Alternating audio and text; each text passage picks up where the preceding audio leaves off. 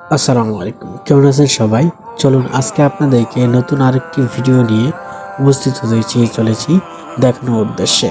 দেখতে পাচ্ছেন আমি যে স্থানটিতে দাঁড়িয়ে রয়েছি এবং ভিডিও ধারণ করছি, সেটার এক বিরাট এক স্থান বা এরিয়া, যেখানে প্রকৃতপক্ষে যেখানে কাজ হচ্ছে বা মেশিন দিয়ে বা গাড়ি দিয়ে কাজ করা হচ্ছে, সেখান থেকে কতটুকু দূরত্বে থেকে সেই সিগন্যাল ট্রিপগুলো রাখা হয়েছে সেটা আপনাদেরকে জুম করে দেখানোর চেষ্টা করছি।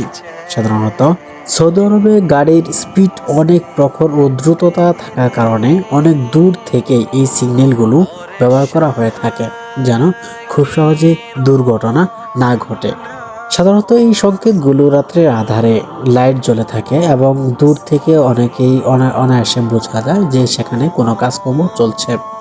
এখানে একে একে দুইটি মেশিন এবং খোদাই করা হচ্ছে বিরাট দুইটি মেশিন দ্বারা, যেখানে হয়তোবা কোনো না বিদ্যুৎ লাইন অথবা অন্য কোনো কাজের সংস্কার করা হচ্ছে, যদিও সেটা বিস্তারিত আমার জানা নেই। আমি সেখানে জিজ্ঞেস করেছিলাম, ইয়ামিনী কাজ করতো, তাই তাদের সাথে কথা বলা হয়নি।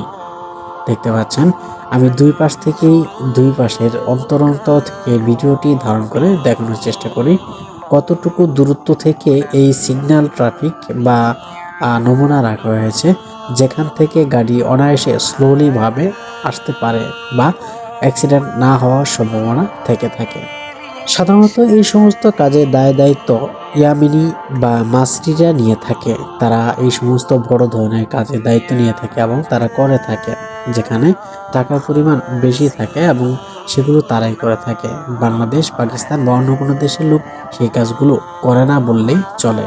যাই হোক, ভালো লাগলে লাইক, কমেন্ট, শেয়ার এবং সাবস্ক্রাইব করে পাশে থাকবেন। নিত্য কোনো ভিডিও নিয়ে আপনাদের সম্মুখে আবারও উপস্থিত হবো ইনশাআল্লাহ। ততক্ষণ ভালো থাকবেন।